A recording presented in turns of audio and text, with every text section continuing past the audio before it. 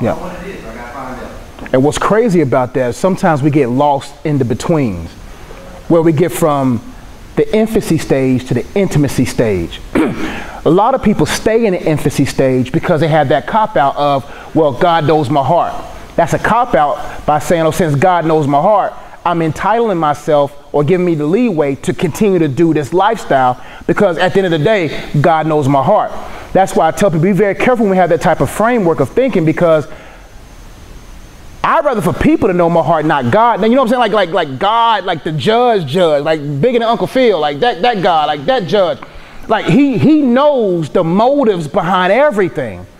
And the beautiful thing about God is that he says, I chose you, and in my choosing you, I chose a process for you to get you from infancy to intimacy.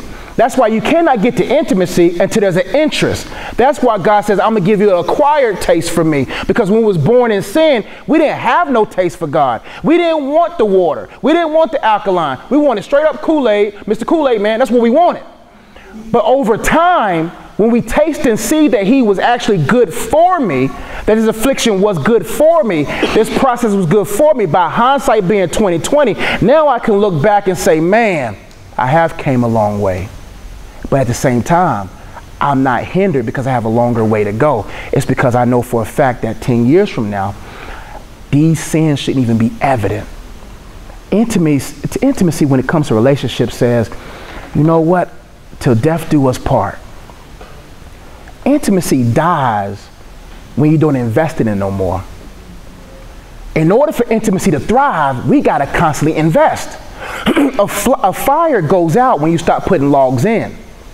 The reason why our fire goes down over time and we have this intimate burst, you know, when you first fall in love with God, when you read Mark, Luke, John, you got a little Acts in you. You even interested, you may even peep in Leviticus. You may look at Obadiah, Malachi. You be like, Lord, I'm all in you.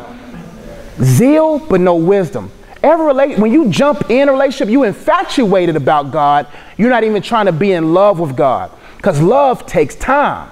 And so what happens is I got to continuously invest in this relationship so that over time my infancy can turn into intimacy, that my interest can now lead to permanent. That because you look at these old couples be in Walmart holding hands, wrinkled up from the head up to the floor up, wrinkled, but there's love there. If you marry for attraction, people confuse intimacy based upon attraction and sexual intercourse. That's not intimacy. That's a form of intimacy. Intimacy is when two souls mend themselves with no intent of ever flooding away.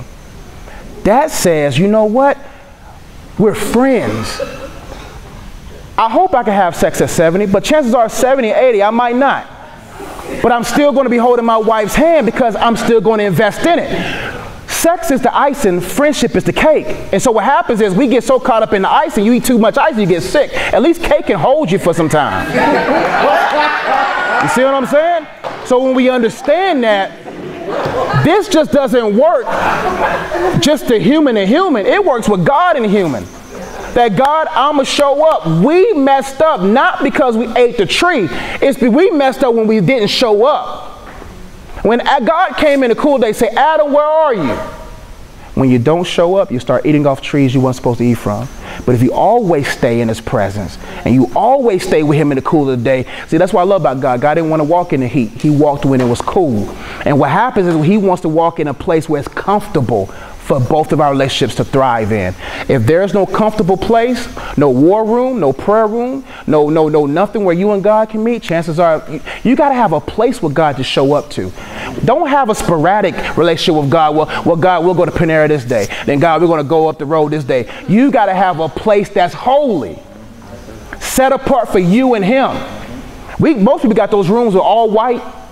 Don't nobody sit. They got the plastic on the couch. You need a room like that with you and God. Just a holy, set apart place where you and God can meet every day, where you can show up so they can show, well, so you know what I'm trying to say. Basically what I'm saying is a lot of people are stuck at infancy when God's saying, man, let me lay the breadcrumbs to lead you to intimacy. But if you don't invest, God doesn't pick you up and throw you in intimacy. He lures you into intimacy. You cannot be in love with someone you're not interested in. That's why attraction is key. If you're not interested, you're not going to fall in love. That's why many people are not in love with God. They're infatuated by him. This table.